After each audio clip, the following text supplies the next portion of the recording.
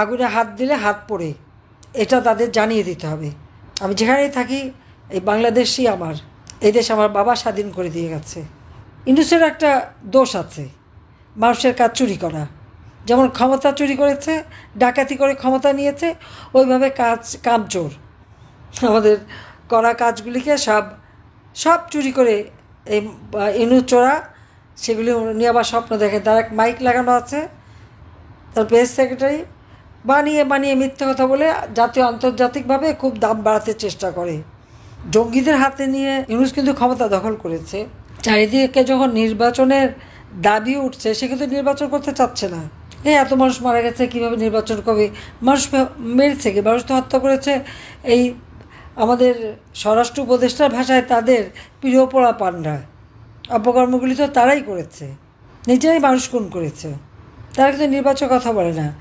যে ICT, international crime tribunal, যেটা যুদ্ধ অপরাধীদের বিচারের জন্য করা, আজকে সেটাকে আবার এই অবৈধভাবে ক্ষমতা দখলকারী ইউনূস এক্সিকিউটিভ পাওয়ার দিয়ে সেখানে সংশোধনী এনে সেখানে মামলা দেওয়া হয়েছে। সেই মামলায় আমার বিরুদ্ধে তো প্রায় 450 মতো মামলা, তারপর অগণিত আওয়ামী লীগের নেতাকর্মীদের বিরুদ্ধে মামলা। সেখানে পুলিশ বাহিনী, সশস্ত্র বাহিনী কেউই রেহাই পাচ্ছে না, সবার বিরুদ্ধে মামলা, বিচারের নামে প্রহসন করা হচ্ছে। এবং কি দেখা গেল, যুদ্ধ অপরাধীদের বিচারে, যখন আমরা এই যুদ্ধ অপরাধীদের বিচার করেছি, সেই বিচারে ডিফেন্সের যারা ছিল, ডিফেন্স টিমের সাথে যে কাজ করেছে, সেই হয়ে গেছে এখন চিফ প্রসিকিউটর। আর যে দলটা নিষিদ্ধ ছিল, জিয়াউর রহমান যাদেরকে সংবিধানের 12 অনুচ্ছেদ এবং 38 অনুচ্ছেদের অংশবিশেষ মার্শাল অর্ডিন্যান্সের মাধ্যমে সংশোধন করে এদেরকে রাজনীতি করার সুযোগ দিয়েছিল, সে জামায়াতে ইসলামী, তাদেরই দলের লোক, তারাই হয়ে গেছে এই আইসিটির চেয়ারম্যান এবং চিফ প্রসিকিউটর, যারা যুদ্ধ অপরাধীদের পক্ষে ছিল। তারা যদি চিফ প্রসিকিউটর হয়, তো সে মামলার রায় তো এমনি জানা যায়। সেখানে কি ন্যায় বিচার হবে? আমরা কি ন্যায় বিচার পাবো? বাংলাদেশের জনগণ কি ন্যায় বিচার পাবে? তা তো পাবে না। এবং সেটা প্রমাণ আজকে আপনারা দেখেন, সেই একজন যুদ্ধ অপরাধী আজহার, সে তো সেই আল বদর বাহিনীর প্রধান ছিল রংপুরে। মেয়েদেরকে তুলে ধরে পাকিস্তানি হানাদার বাহিনীর কাছে তুলে দিত, এবং প্রেগনেন্ট মেয়ে তাকে রেপ করে দিনের পর দিন রেপ করেছে। তার পেটের বাচ্চা তো নষ্ট হয়েছেই, তার জীবনটাই ধ্বংস করে দিয়েছিল। এবং এভাবে কয়েক শত মেয়েকে তারা সেনা ক্যাম্পে তুলে দেয়, এমনকি অনেকে গুলি করে হত্যা করে। এবং ওই অঞ্চলে, সেই নিশবেদগঞ্জ থেকে শুরু করে সারা অঞ্চলে মানুষকে তুলে ধরে গণহত্যা চালায়, মুক্তিযোদ্ধাদের গণহত্যা চালায়। এবং এর পূর্বেরই প্রমাণ রয়ে গেছে। এখন স্থানীয় লোকজন জানে আজহারের কুকীর্তির কথা, তা প্রমাণিত। অথচ সে সাজা পেয়েছিল। আজকে তাকে সেই সাজার থেকে মাফ করে দেওয়া হয়েছে এবং মুক্তি দেওয়া হয়েছে। অপরদিকে মুক্তিযোদ্ধাদের অপমান করা, তাদের গলায় জুতার মালা পরায়, শিক্ষকদের গলায় জুতার মালা পরায়, শিক্ষকদেরকে জোর করে পদত্যাগ করায়, মুক্তিযোদ্ধাদের অপমান করা হয়। আর যুদ্ধ অপরাধী, রেপিস্ট, যে পাশবিক অত্যাচার করেছে নারীদের উপর, এরা তখন এরকম বৃদ্ধ ছিল না, তারা তখন খুব যুবক ছিল। এটা সবার মনে রাখা উচিত। 53 বছর আগের কথা। তাদের বয়স তখন খুব অল্প, এবং তারাই আজকে তাদের গলায় ফুলের মালা দিয়ে বরণ করে নেওয়া হয়। কি অদ্ভুত দেশে আমরা বাস করি। আর যিনি আমাদের ডক্টর ইউনূস সাহেব, তারই বদৌলতে আজকে আন্তর্জাতিক যত সন্ত্রাসী জঙ্গি সংগঠনের সেই যে মূল হোতা এবং সেই যে বড় নেতা, এটা কিন্তু আজকে প্রমাণিত সত্য।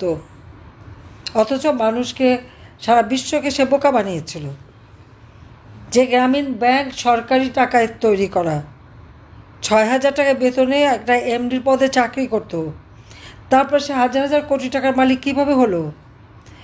এটা আমি শুনেছি। এটা তো সকলে পারলে তদন্ত করে দেখেন, দেশে বিদেশে যারা আছে। একমাত্র আমেরিকা, সেই ল্যাটিন আমেরিকা থেকে শুরু করে আমেরিকার বিভিন্ন জায়গায় তার যে গ্রামীণ আমেরিকান ব্যাংক এবং বিভিন্ন তার ব্যবসা প্রতিষ্ঠান, সেখানে কি 17 বিলিয়ন মার্কিন ডলার তার বিনিয়োগ। এত টাকার মালিক সে।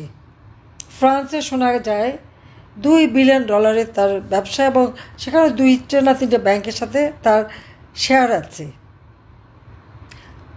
খুব মহামূল্যবান ফ্ল্যাট কেনা আছে নাকি প্যারিসে। আর বাংলাদেশে তো তার সম্পদের অভাব নাই। 3টে ব্যাংকেরই রিপোর্টে ছিল 118 কোটি টাকার মালিক। তাছাড়া আরও বিভিন্ন জায়গায়, যেমন 70 কোটি, কোথাও 46 কোটি, কোথাও 66, নানাভাবে তার টাকা, অজস্র টাকার মালিক সে।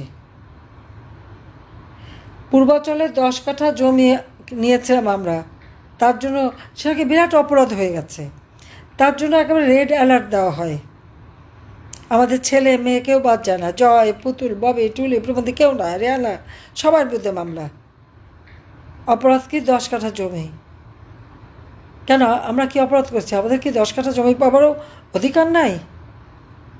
আমাদের সব সম্পদ দিয়ে দিচ্ছে জনগণকে। আমাদের ছেলেমেয়ের কি কোনো অধিকার নাই? আর ইউনুসের তাহলে কি আছে শোনেন আপনারা। এই পূর্বাচলে তার 4000 কাঠা, 4800 কাঠা জমি, 4800 কাঠা জমি, সেখানে সে রিসোর্ট করেছে নৈসর্গ নামে। তো পূর্বাচলে এত জমি সে কীভাবে নিল? কোন আইনের বলে, কোন পরিকল্পনা বলে সে নিয়েছে? তার জবাব দিতে হবে না? তার বিচার হবে না? তার হিসাব হবে না?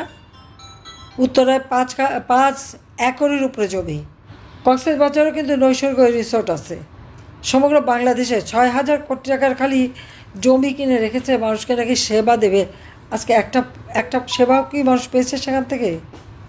চট্টগ্রামে 83 কাঠা জমি নিয়েছিল, 83 না 87 কাঠা জমি। কি আনন্দ স্কুল করবে, সেই স্কুলের চেহারা কেউ দেখেনি। আর ক্ষমতা আসার সাথে সাথে ব্যবসা বাণিজ্য 2 হাতে লুটে নিয়েছে। যেমন তার সমন্বয়ক উপদেষ্টা 2 হাতে টাকা বানাচ্ছে, শেয়ার মার্কেটে 90,000 কোটি টাকা লুট করে নিয়েছে, আর সেখানে তারা এখন 100 কোটি টাকার মালিক হয়ে গেছে। তার কি ক্রিপ্টোকারেন্সি দিয়ে টাকা বানাচ্ছে বিদেশে, আর এদিকে 2 হাতে সব এদিকে লুটে খাচ্ছে। এটাগুলি কোনো অপরাধ না। সব অপরাধ আওয়ামী লীগের, সব অপরাধ আমরা করেছি, সব অপরাধ মুক্তিযোদ্ধাদের। কারণ দেশটা কেন স্বাধীন করলো? আরে বাবা, স্বাধীনতা যদি নাই করা হতো তো ইউনূস কি আর এই মসনদে বসতে পারতো? মসনদে বসে বড় বড় কথা বলতে পারতো? সে জাপানে গেছে, কোন মুখে যায়? হলি আর্টিজানে যারা জাপানিজদের হত্যা করেছে তাদেরকে তো ইংলিশ মুক্তি দিয়ে দিয়েছে। যত জঙ্গি সন্ত্রাসী জেলখানা খালি ভরে ফেলেছে আওয়ামী লীগের নেতা কর্মীদের দিয়ে। আবার মাতার বাড়ি, এ পরিকল্পনা তো আমার। এবং জাপান সরকার, জাপানের প্রাইম মিনিস্টার বাংলাদেশে এসেছিলেন, আমি তার দাওয়াতে জাপানে গিয়েছিলাম। $6 বিলিয়ন আমাদের একটা এমইউ সই হয়, যেটা লাইন অফ ক্রেডিট তিনি বাংলাদেশে বিনিয়োগ করবেন। সেই লাইন অফ ক্রেডিটে $6 বিলিয়ন আমাদের সাথে চুক্তি, এবং সেই জন্য মাতার বাড়িতে বিদ্যুৎ কেন্দ্র করে দিয়েছেন। সেখানে ডিপসি পোর্ট নির্মাণ হচ্ছে, কিছুটা চালু হয়ে গেছে এবং আরও এটা উন্নত মানের হচ্ছে। সেখানে একটা ইকোনমিক জোন হবে, এবং জাপানকে আমরা ঢাকা 2500-এ সেখানে আমরা জায়গা দিয়েছি। সেখানে জাপানি বিনিয়োগ হয়েছে, এবং কক্সবাজার, টেকনাফ, সাবরংয়ে সেখানেও তাদের একটা স্পেশাল ইকোনমিক জোন, এবং সেই সাথে সাথে আমাদের সি বিচ শুধুমাত্র মানে ফরেনারদের জন্য উন্নত মানের সি বিচ করে দেবে। আমাদের মহেশখালী দ্বীপের যে মাতার বাড়ি, সেখানে যেমন তারা ডেভেলপ করে দিচ্ছে, পাশাপাশি সোনাদিয়া দ্বীপে সেখানে ইকো ট্যুরিজম গড়ে উঠবে, সেই পরিকল্পনা রয়েছে জাপানের সাথে আমাদের।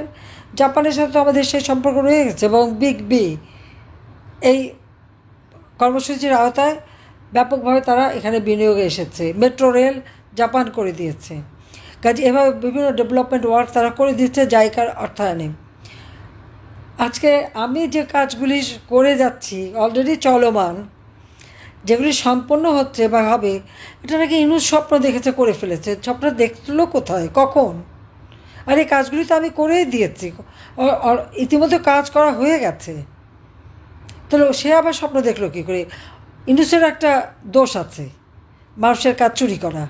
যেমন ক্ষমতা চুরি করেছে, ডাকাতি করে ক্ষমতা নিয়েছে, ওইভাবে কাম চুরি করতে পারে। আমার করা সন্দ্বীপে আমরা যে করে দিলাম ফেরি সার্ভিস, ওমা 3-4 মাসের মধ্যে নাকি ফেরি সার্ভিস করে ফেললো। বলতে পারবে এই ফেরি সার্ভিস করার জন্য কী কী করা লাগে আর কত দিন সময় লাগে? একটা ফেরি যে সাগরে চলবে সেটা তো আলাদাভাবে তৈরি করতে হয়। ফেরিটা যেখানে ভিড়বে সে পন্টুনটাও আলাদাভাবে তৈরি করতে হয়। সে ব্যাপারে তো কোনো কাজ আছে? 7 উপদেষ্টা 7 কেচি নিয়ে 1 ফিতা কেটে 7 টুকরা করে উদ্বোধন করতে গেল। ঠিক এইভাবে যমুনা নদীর উপরে রেল সেতু, এটাও তো আমার করা।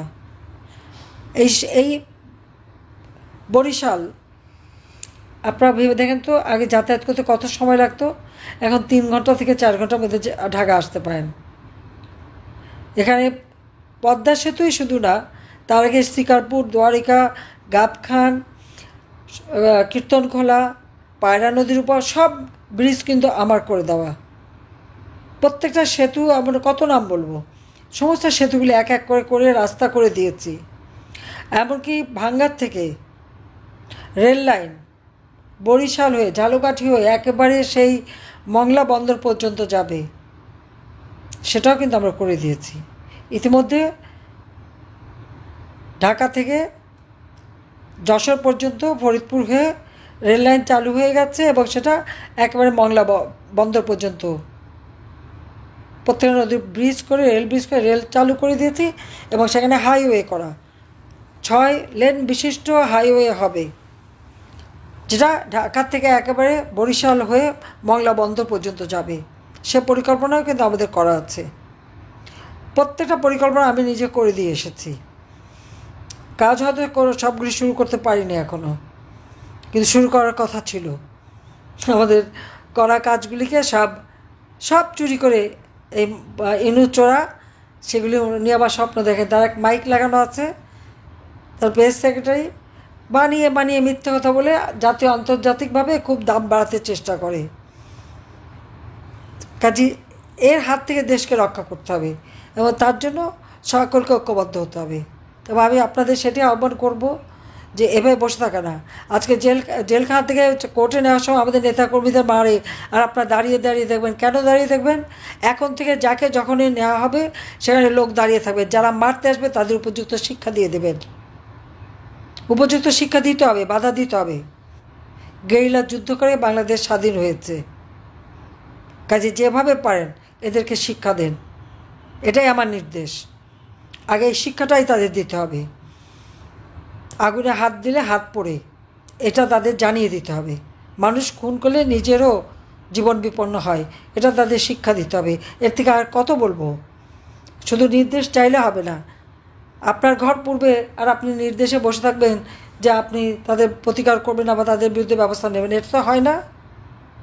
যেভাবে পারবেন প্রতিকার করতে হবে সেভাবেই করবেন, সেটাই আমার নির্দেশ হিসেবে মেনে নেবেন। আমি তো আছি আপনাদের সাথে, যখন যেটা লাগবে আমি তো দেখব।